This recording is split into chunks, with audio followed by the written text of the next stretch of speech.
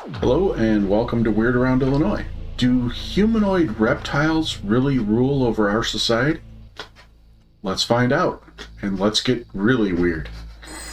Today we're going to talk about humanoid reptiles, whether they're aliens or whether they're from underground or underwater or whatever.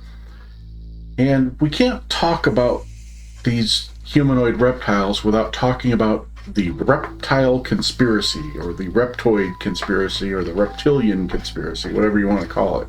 This big idea that either our planet is under control by these beings, or our planet is about to be attacked by these beings, or these beings are working with our government in some way. We're going to delve a little deeper into that. But first, we should probably kind of define our terms here. I mean, when we talk about a reptilian, we're not talking about a tortoise, we're not talking about a snake, we're talking about possibly one of their ancestors or relatives, something that walks like a human, has 2 arms, 2 legs, maybe a tail, but has green scales and a lizard face. The lizard people. Yes, the lizard people. There is much debate on if these lizard people exist, where they might come from. The first answer is always aliens. These are creatures from another planet that have come to visit Earth, or come to invade Earth, or come to observe Earth, or something. The other theory that is actually maybe even more prevalent than the alien theory is the idea that they are from Earth. That they're either living underground, or they originally lived on the surface and they were driven underground. Maybe they're interdimensional beings that live in a different part of Earth, or a different version of Earth, and cross over into ours. There's even some talk that they could be descendants of the dinosaurs, that they may have evolved into a humanoid form much like mammals did over the millennia. It's a case of parallel evolution. They're just the reptile version of us. And then there's the idea that they are shape changers, that they actually are able to look human when they choose to, but look like reptiles in their normal form. This would force us to kind of throw them in with a bunch of other cryptids, like skinwalkers and werewolves and things like that have the ability to appear human or their natural form. Now that we have an idea of what we're talking about, you're probably wondering, where the heck did this theory come from, or these theories come from? If we go back to the beginning of human civilization, people have never trusted reptiles. No, they kind of have a blank stare that just, you think there's nothing going on in their mind, but it kind of creeps you out at the same time. Right. And if you look at, whenever people list their fears, almost always somewhere near the top of that fear list is snakes. Oh, yeah. If you ever watch any shows like Fear Factor or anything like that, there's always somebody being dropped into a tank full of snakes. If you look at ancient symbols that people drew up for evil, there was almost always some sort of serpent or evil-looking lizard involved. And that kind of ties into another reason, or another possible, origin of this conspiracy theory goes all the way back to ancient texts, like the Bible. The first book of the Bible, Genesis. That's both the Hebrew and the Christian Bible, of course. What do we have? We have an evil snake that lures Eve to eat the apple and get them kicked out of the Garden of Eden. So you could make an argument that a reptile is the first villain in human recorded history. Yeah, it's just kind of given itself that reputation. Most snakes are very aggressive. Some just kind of mind their own business, but you don't want to be around them, because you know that if it bites you, you'll probably be injured. If we look at some of the other ancient texts, like the Hebrew texts refer to something known as a cephalum, or cephalum. I presume it's related to the Nephilim, which we talked about on another podcast, the thing that could be mistaken for dogman. But the cephalum actually are a race of humanoid reptiles referenced in these ancient texts, living right on Earth next to the humans.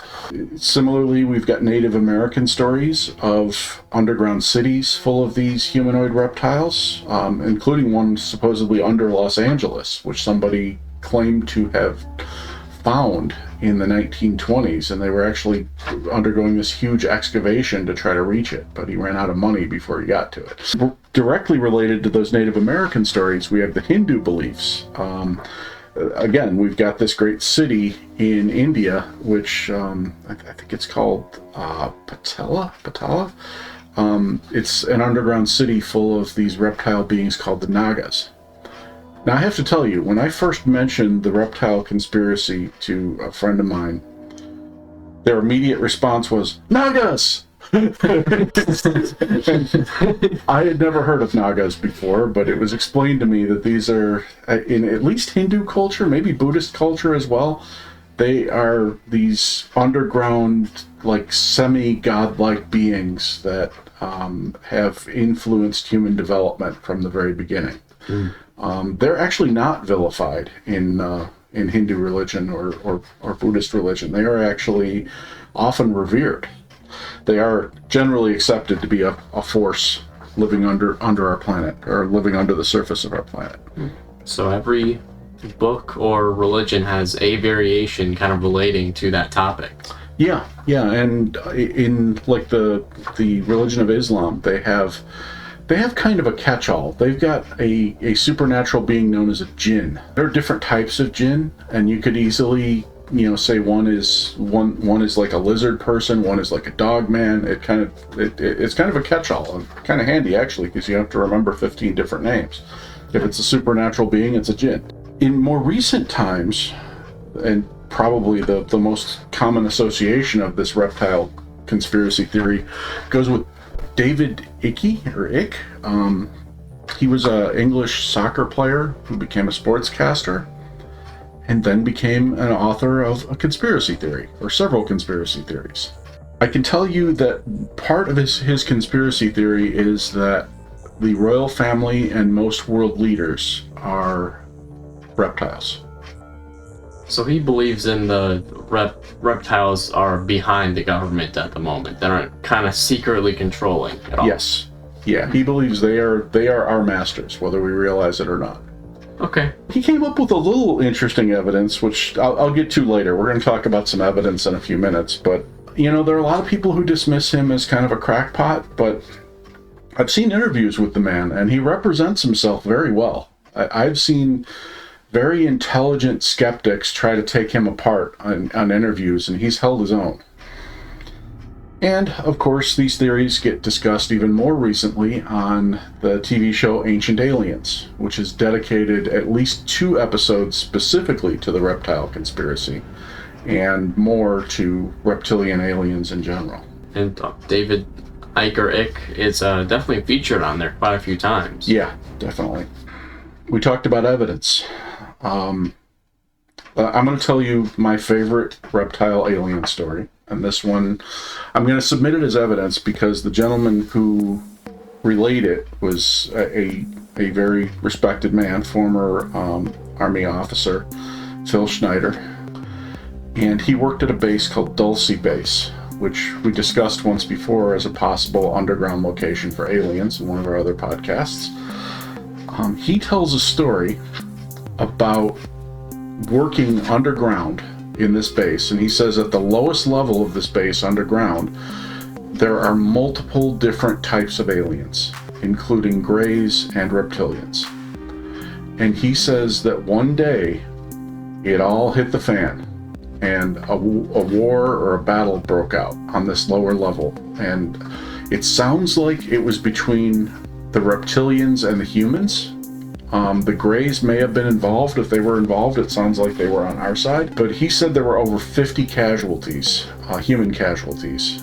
And he named Secret Service and Green Berets and, people of that sort who were working down there who were involved in this battle.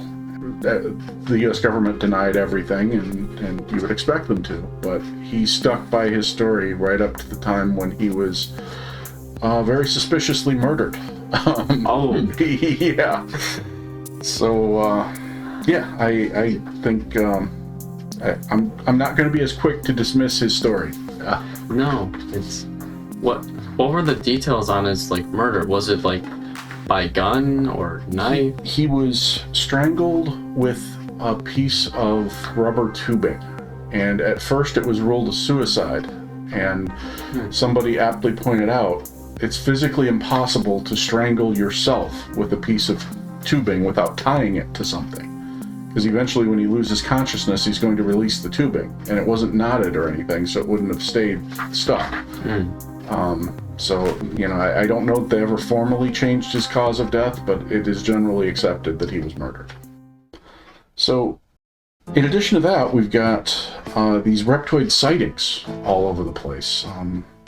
Down in South Carolina, there's this particular swamp where people keep seeing reptoid humanoids. One person was even chased by one, had jump on his car, and luckily shook it off. There's this huge system of caves in Vietnam that was opened up recently that people are seeing reptoid humanoids in there. Peru, there's this deep cave system that people are seeing reptilian humanoids coming out of from time to time. Seems always underground. And then, just to bring it close to home, because this is weird around Illinois after all, there has been a long-running urban legend about reptilian aliens on the L tracks, or on the L trains in Chicago, which do run underground in parts, and above ground in other parts, and on the ground in parts. What I've been unable to ascertain is if these things are seen in the tunnels, or if they're seen on the trains. I could just imagine a lizard walking up to the train, waiting for it to pull up, Yeah. walk in, take a seat. Well, now mind you, I'm a suburbanite, but I've seen some weird stuff on those L trains. I can imagine. I personally, I don't think a reptilian humanoid would be the strangest thing I've ever seen on an L train, at least not on the Green Line. From what I've heard, I feel like it would be more likely for a very drunk person to be seeing that than anything. Yeah, it's possible. But, ride the L train at 2 o'clock in the morning at your own risk. And, the reptilian humanoid is probably the least of your worries, but, they're out there too, so just be careful. Now, an unfortunate piece of, I don't know if I'd call it evidence or just something related to the Reptilian Conspiracy, involved a bombing a few years ago in Nashville. It was basically a very destructive explosion that took place on December 25th, 2020. Now, I don't think any of us actually knew this existed until like a month ago. Yeah, it was so weird because I'm usually the first one to know about, mass shootings, mass bombings, things like that. And this one completely escaped my attention. Yeah, so apparently from the sources that I've read, it was an RV bomb. It was an RV, van thing that was somehow filled with explosives, and it ended up damaging over 41 buildings and injured around 8 people. That's an estimate. They thought it was targeted at the AT&T building, didn't they? It was related to that, actually, now that you mention it. But 2 days before that, apparently, they sent some mail to one of their friends.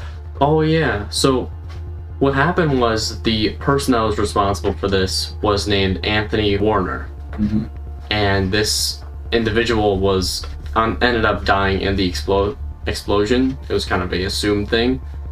But what you're talking about is a man that knew Anthony Warner actually got mail from him. And this is where the lizard theory ties in.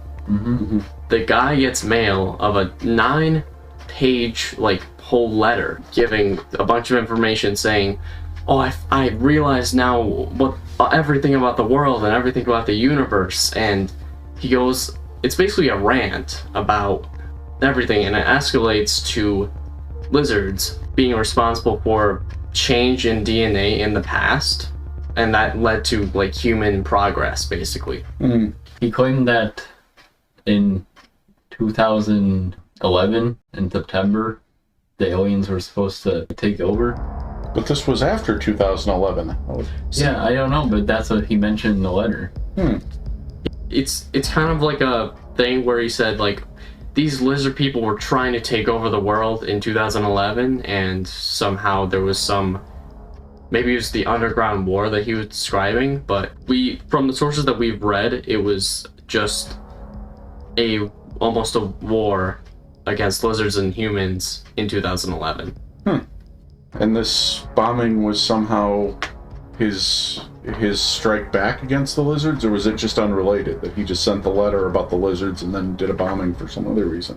No one knows. Yeah, I almost feel like it was something separate. I'm not sure. Something must have been going on. Unless he thought the lizards were in control of AT&T. Maybe controlling the internet. There are also theories that he actually went like hunting for reptilians. I thought I heard something about that. He's a cryptid hunter.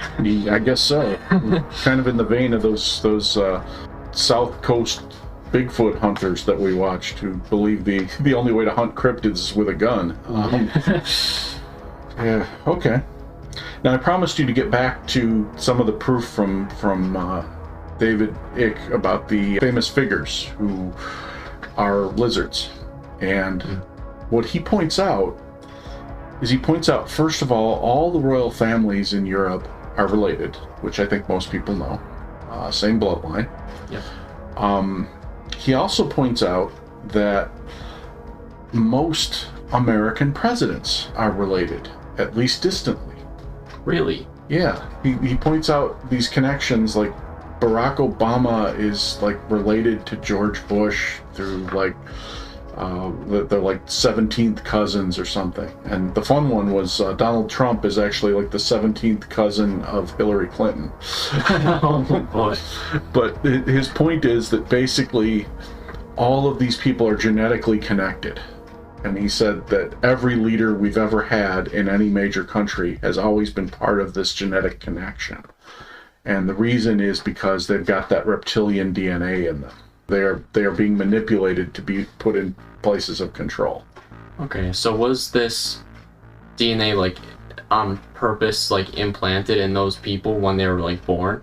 Or was it just like obviously from evolution, as like the point that we were talking about that Anthony pointed out, I guess?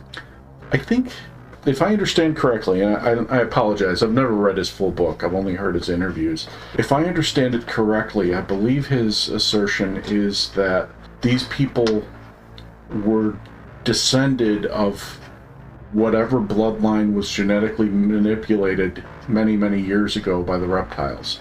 And the reptilians have been kind of watching these people and making sure that they were in positions to succeed, and making sure that the right confluence of events happened to allow them to come to power in each of their respective countries. Which, if you think about, Donald Trump coming to office, nobody thought he could win that election. There was absolutely, people were absolutely stunned the next day, and people were claiming the Russians manipulated the voting, and they were claiming that, this group didn't come out and this group didn't come out and whatever, but bottom line is he won. Similarly, there were a lot of people on Trump's side who couldn't figure out and didn't believe that Biden won his election legally and fairly. And you could make the same argument that, okay, maybe certain groups didn't come out, maybe somebody manipulated the elections, or maybe, just maybe, there's somebody somewhere underground deciding who our next president's going to be and making things happen that way. Never know. Yeah. I'm not sure if we'll ever know if that theory is true. Yeah, I mean, if they are silently controlling our society, they are doing such a good job of it that I don't know how we stop them. Yeah, or indeed if we want to stop them. Yeah. Mothman will stop them. Oh, okay. Well, I hope so, because it does look like an impending disaster at this point. Yeah. And we're seeing the UFOs, we're seeing those little things that could be related, but I don't think those things those sightings can really help us figure out how to prevent the future from happening, I guess. Yeah, I mean, as conspiracy theories go, this one's a frightening one, because it's kind of a theory that says they're here, they've been here, there's nothing you can do about it. And I don't think blowing up the AT&T building is going to help at this point. Nah. Nor is hunting reptiles in Tennessee. But, on the other hand, it's a reach. I mean, there are a lot of things that you have to accept before you can come to the idea that all of our decisions are being made by a hidden reptilian society, either under our noses or under our feet. It comes down to what you want to believe, I guess. And a lot of people want to believe in the Reptilian Conspiracy. What do you believe? We'd love to hear. Feel free to post your comments. And as always, thank you for listening. Thank you for subscribing. And we'll talk to you next week.